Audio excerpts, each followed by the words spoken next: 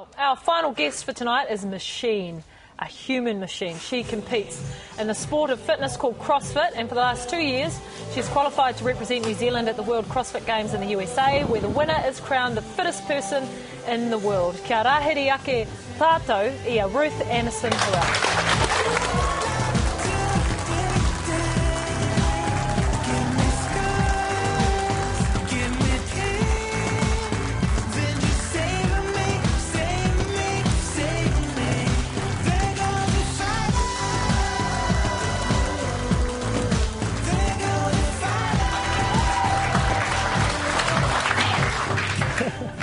Kia ora, Ruth. I was going to say hello, but his microphone just He's wrecked his microphone, mate. Thanks so much for giving up your time to come on the couch. For those at home, you can tell us a bit of your background, where you're from, where you were brought up.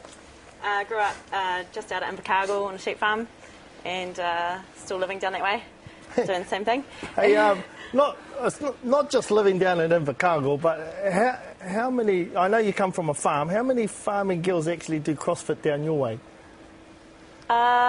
Zero. On two. Two. So how do other, I mean, it's pretty well known about CrossFit, especially in Auckland. How do people react to it when they find out you do CrossFit? I guess it's still such a growing sport that a lot of people in Southland don't know much about what it involves, so their understanding is probably coming around through it being on ESPN. We all, sorry, carry on. No. Oh. For some people, like, I mean, we know what CrossFit is. Well, actually, I know what CrossFit is. I'm not really sure that they do. But anyway, just explain to people what it is.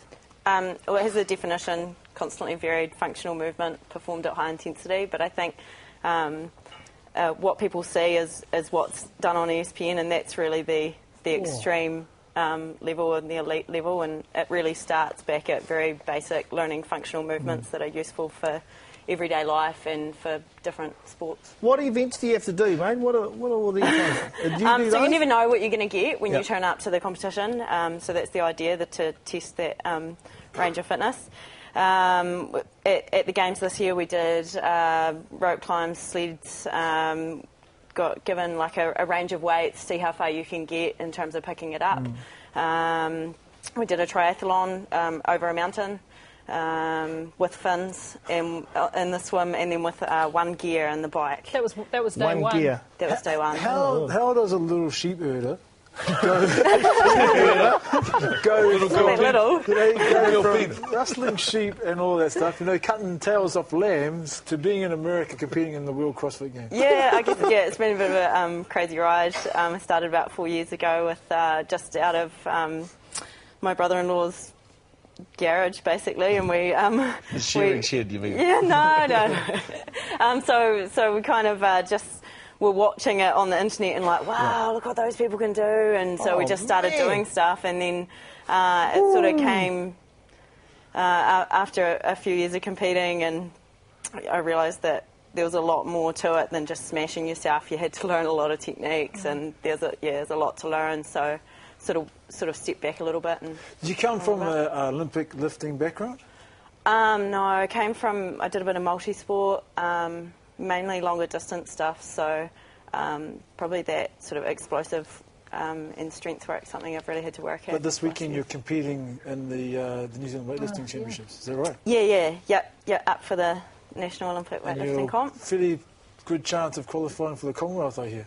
That's the goal, I'd really like to have a crack at that, so that's what I'm working towards. How hard is it to get into CrossFit? What do you have to do? Do you have to go and join a club, or people go and visit people? It's so easy. So there's so many CrossFits around New Zealand now. When I started, it was just CrossFit NZ, I think. So they're pretty much all over the country. You go and join a gym and start right at the basic.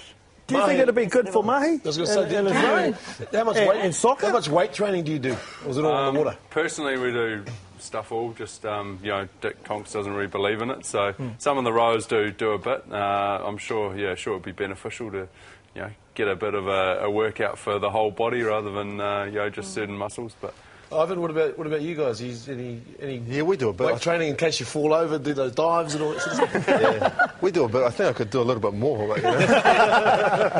Is it mainly legs for you guys? Would it be or yeah, well, we're always on the park really running around and that with the ball. But there's always after training where the boys get in the gym and there's a few out there that did the CrossFit as well. Yeah. So you've obviously heard of it. Had you heard of CrossFit? Yeah, I had, yeah. Yeah?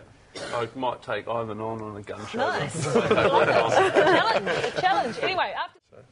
Ruth, you spoke about the variation in events that they have at the CrossFit Games. They just like to mix it up a little bit. Was there any event this year that you went, holy crap, I didn't train for this, or that really surprised you? Probably not surprised, but I got pretty destroyed in the handstand push-up event at the Games. It was designed where you're doing handstand push-ups on handles, so you're going below that depth, if you understand. So yeah, and I just hit fatigue straight away. So if you had to pick 5 events that if you're putting together your own CrossFit challenge, what would they be? Anything with a good amount of running in tends to help. I don't know how to answer that question because I love like getting given something and not finding out if you can do it. So I don't really have something that it's like, oh, thank God that came up. I just like that challenge of just go hard, getting given something and going, oh well, can I? Bring it. Yeah. Love it. Love the attitude.